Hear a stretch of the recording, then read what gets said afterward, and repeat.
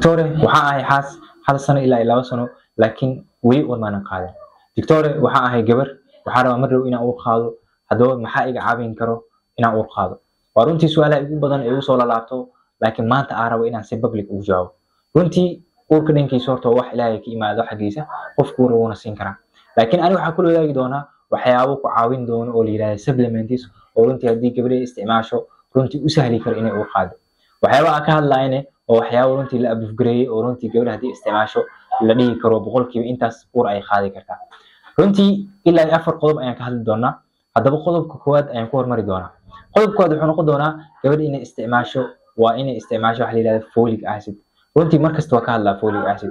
folic acid wuxuu ka mid yahay waxyaabaha ugu badan ee runtii gabadha loogu baahan yahay inay qaadato.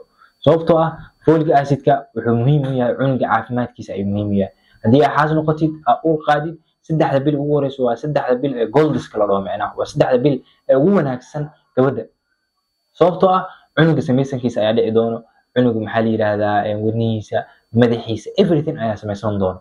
soo marka folic acid muxuu sameeyaa asiga folic acid wuxuu ka qayb qaataa cunuga maskaxdiisa inay si fiican u samaysanto ayuu ka qayb qaataa. haddii gabadha marka folic acid ay qaadan weyso waxaa dhici kara haddii ay uur qaado macnaha in ay ku dhacdo wax la yiraahdo in ay dhasho cunug madax qayb ka maqan yihiin in cunug wax la yiraahdo spinal bifida leh waxyaabahaas ayaa ka imaan karo. sidaa daraadeed marka waxaa waajib ah marka gabadha markasta inay qaadato folic acid si hadday uur qaado cunuga caafimaadkiisa u wanaagsanaado.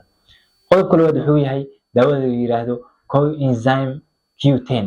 runtii coenzyme Q10 waa muhiim sababtoo ah waxaa la yiraahdaa wuxuu kobciyaa ugxaanta waxaa la yiraahdaa egg quality ayuu aad u kobciyaa.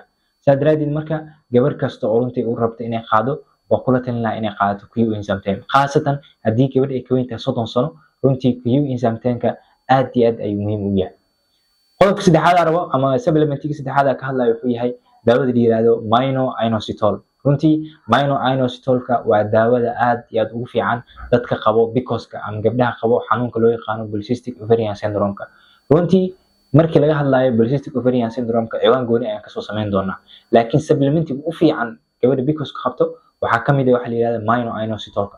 sababtoo ah gabadha markay qabto PCOS-ka waxaa qalqal ka jira ovulation-keeda. so mino-inositolka waxaa la yiraahdaa wuxuu isku hagaajin doonaa ovulation-keeda ayuu isku hagaajin doonaa.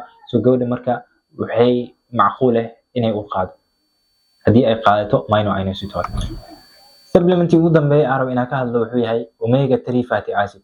runtii omega 3 fatty acid gabadha uurka rabta inay qaado muhiim ayuu u yahay sababtoo waxaa la yiraahdaa wuxuu yareeyaa inflammation-ka wuxuuna isku dheelitiraa hormoonada ayuu isku dheelitiraa.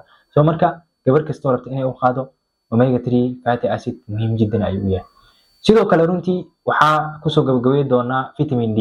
vitamin D runtii aad iyo aad ayuu wanaagsan yahay. gabar kastoo rabta inay uur qaado waa la amaanaa inay qaadato vitamin D sababtoo ah baaritaano la sameeyay marka qaarkood ayaa waxaa caddeynayso haddii gabadha vitamin D uu ku yaryahay waxaa qalqal ku imaada inay uur qaado macnaha. sidaa daraadeed marka gabadha waxaa laga rabaa vitamin D-geeda markasta inuu sareeyo. so marka vitamin D-gana runtii gabadha inay qaadato aad iyo aad ayuu u fiican yahay.